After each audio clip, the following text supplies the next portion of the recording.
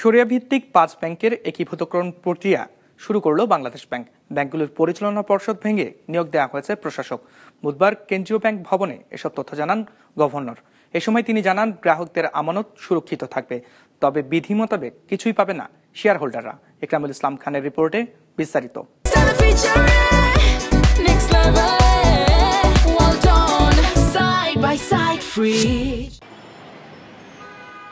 আর্থিকভাবে বিপর্যস্ত শরিয়া ভিত্তিক 5 ব্যাংকে একীভূত করার প্রক্রিয়া আনুষ্ঠানিকভাবে শুরু করল কেন্দ্রীয় ব্যাংক। ব্যাংকগুলো হলো ফার্স্ট সিকিউরিটি ইসলামী ব্যাংক, গ্লোবাল ইসলামী ইউনিয়ন ব্যাংক, এক্সিম ও সোশ্যাল ইসলামী ব্যাংক। বুধবার দুপুরে ভেঙে দেওয়া হয় ব্যাংকগুলোর পরিচালনা পর্ষদ। একই সাথে নিয়োগ দেওয়া হয়েছে 5 জন প্রশাসক, যারা একীভূতকরণ প্রক্রিয়া এগিয়ে নেবেন। বিকেলে এক সংবাদ সম্মেলনে এসব তথ্য তুলে ধরেন কেন্দ্রীয় ব্যাংকের গভর্নর।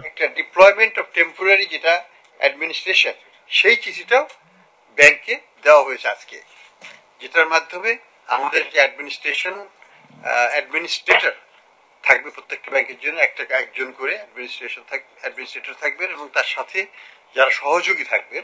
গভর্নর জানান, নতুন এই সরকারি ইসলামী ব্যাংক পরিচালিত হবে বেসরকারি প্রফেশনালদের দ্বারা।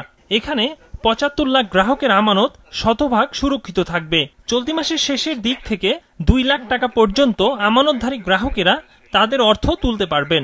2 লক্ষ টাকার নিচে মধ্যে যারা আছেন তারা 100% টাকাই তুলতে পারবেন, কোনো অসুবিধা হবে না।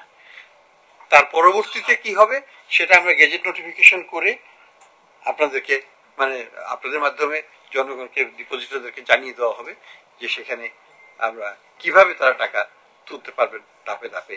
তবে নেট অ্যাসেট ভ্যালু 420 টাকা পর্যন্ত ঋণাত্মক থাকায় শেয়ার হোল্ডাররা কোনো অর্থ পাবেন না বলেও জানান governor. Ikramul Islam Khan, business report, মাছরাঙ্গা টেলিভিশন।